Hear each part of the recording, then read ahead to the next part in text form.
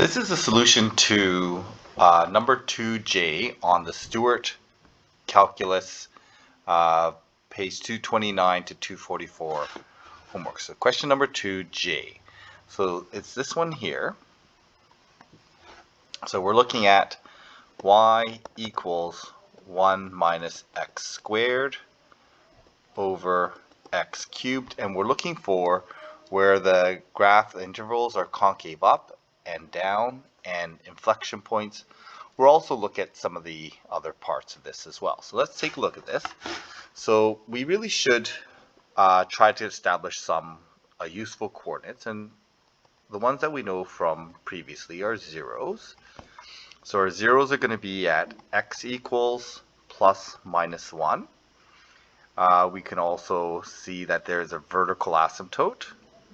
So vertical asymptote is going to be at x not equal to 0. And we also have horizontal asymptote at, as x gets really big, the denominator is going to get bigger. So we've got a horizontal asymptote at 0. Okay, so that's the first thing that we can do. So we have a restriction at x equals 0 where our vertical asymptote is, so we can start analyzing our derivatives. Okay, so let's take a look at our derivatives. So y prime is equal to negative 2x times x cubed minus 1 minus x squared times 3x squared, and that's all over the denominator of x cubed squared, so x to the power 6. This can be simplified, so we're going to end up with negative 2x4 minus 3x squared plus, again, check our signs here, so negative 3x to the power 4. So there's a common factor of x squared that we're going to factor out. So simplifying this, we get x to the power 4 minus 3x squared over x6, and then we'll simplify this to x squared minus 3 over x to the power 4. So we went from x cubed to x to the power 4. Okay, so we can say that here, we can see that it's the vertical asymptote, the slope is undefined. And so we're going to solve this equation. We want to solve this equation for where it's equal to 0. And again, when we're solving for equal to 0, we can just look at the numerator. And x equals 0, the slope is equal to 0 at x equals plus minus square root 3. So now we're starting to establish some of our important points. I'm going to start making our slope chart. So my slope chart, I have positive root 3, negative root 3. My f prime is going to be 0 here and here. I should check the slopes in those different regions. I have a discontinuity here, so I have to check the slope across the discontinuity as well. So those are my points of interest, those are my critical points, and then I'm going to test. So f prime, so let's test this at negative 2. Negative 2, so the denominator is positive, so we're going to end up with a positive slope. So it's going to be going up like that. At the derivative at negative 1, it's going to be negative, so it's going to be going down like that. Okay, we have a 0 slope there. It's undefined there, so y prime at positive 1. When I plug positive 1 in, I get negative, so it's still going down. And then I got a 0 here. Y prime at positive 2 gives me positive, so we're going up like this. Okay, so there's what my slope chart looks like so far. So if I were to imagine what this looks like so far, I have zeros at plus minus 1. I've got a vertical asymptote. I know it's going to be a horizontal asymptote, so it's going to kind of go up and then maybe go down, and it's going to go through, and It's going to go through, and I'm going to have some kind of minimum, looks like a minimum point here, maximum point there. Okay, so we're going to just start getting this picture in our mind. We're going to put it all together when we have our second derivative as well. So the question was asking for the points of inflection, so we're going to find the second derivative. So the second derivative, when I differentiate this expression here, I get 2x times x to the power 4 minus x squared minus 3 times 4x cubed, and that's all over x to the power 8. Looks like I have a common factor of x cubed here. So I'm going to combine my like terms. So this is going to be 2x to the power 5 minus 4x to the power 5 plus 12x to the power 3. Okay, just double checking our algebra here. Combine our like terms and simplify this expression.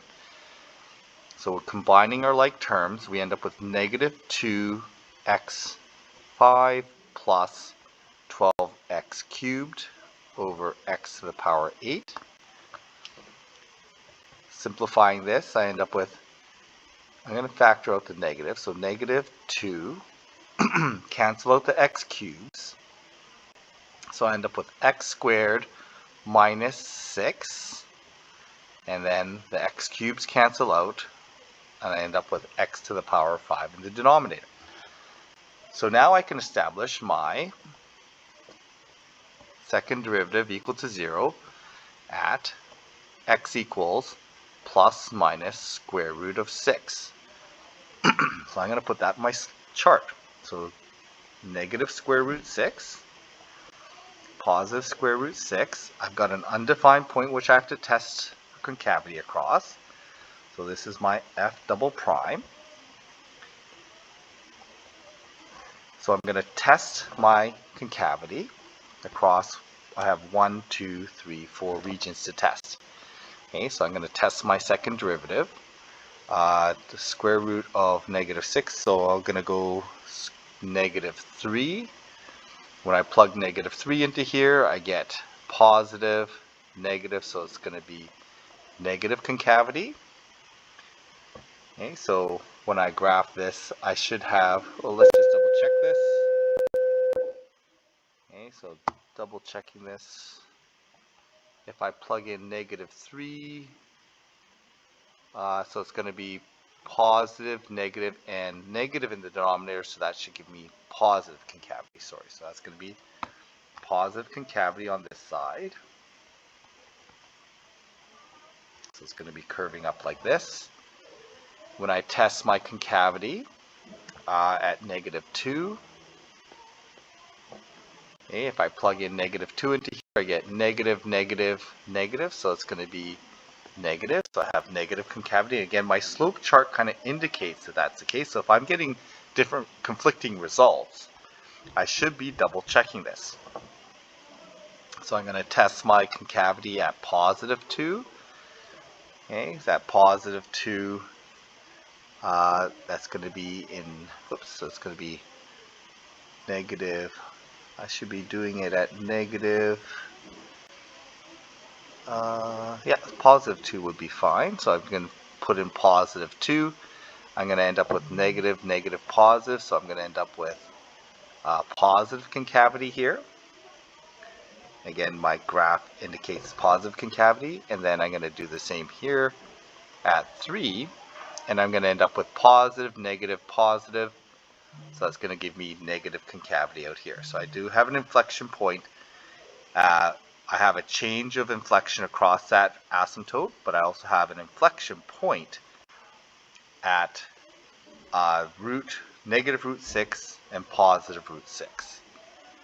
Okay, so there's what my graph looks like. I'm just going to do a table of values here so I can have some coordinates to work with.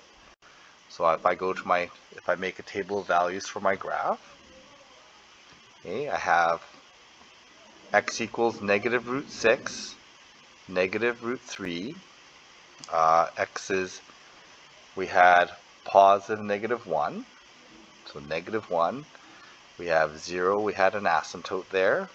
Positive 1, positive root 3, and positive root 6. So I'm going to have those coordinates there. So plugging those into my original function, I'm going to end up with, and maybe I need to use my calculator here, so it's going to be in the numerator. In the numerator, I'm going to plug in root 6, so 1 minus 6 is negative 5, divided by root 6 cubed. Okay, so I'm just plugging that in my calculator. So negative 5 divided by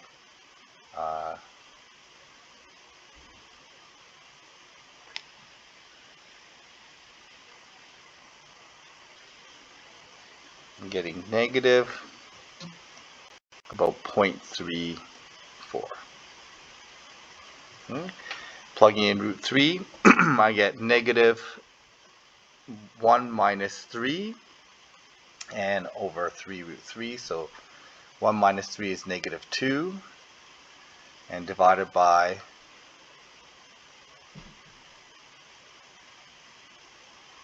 so I get negative 0.38 about. Plug negative 1 in, I get 0. Those are my zeros here, my vertical asymptote here. And if I plug in those values here, I'm going to get the exact same, but the positive versions of those points.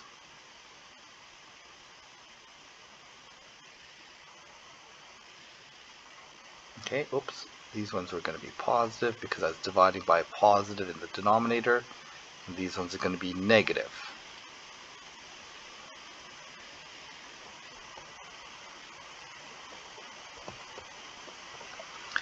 Okay, so these are my coordinates I'm going to work with. Again, just be careful your positive negatives. I made a mistake here because when I plugged in the negative, I got negative on top, but I have to account for the negative on bottom. So that's why I had these are positives here. So those are my table of values. I have my slope chart here. So I'm just going to move my slope chart over to help me graph this function. And I can see where the points are concave up, concave down from my slope chart. And really I want to see what this graph looks like. So when I graph this graph, okay, I want to put in my zeros, 1 and negative 1. I have my max at root 3. So root 3 maybe we'll put about here, negative root 3, and that's going to be, maybe somewhere up here. Negative root 6, it's slightly below. I know I have a vertical asymptote going on here, and a horizontal asymptote, so I'm going to follow my horizontal asymptote, go to my max point. That's my point of, that's my concavity change, so it's going to shift from concave down to concave up to concave down. Maybe just make that a little bit more clear. So concave up along the asymptote, concave down all the way along the asymptote. Okay, and I'll do the same here. Root 3, root 6. There's my 0. This is going to be negative 0.38, and this is going to be negative 0.34. It's going to be concave up along the asymptote all the way to the min point here. It's going to curve through here and then change concavity across that point. And there's my concave down, and it's going to follow the asymptote along the x-axis. So there it is. There is the graph, and we've been asked to find the concave up and concave down and points of inflection. So this is my points of inflection here, here, and here at root 6 and negative root 6.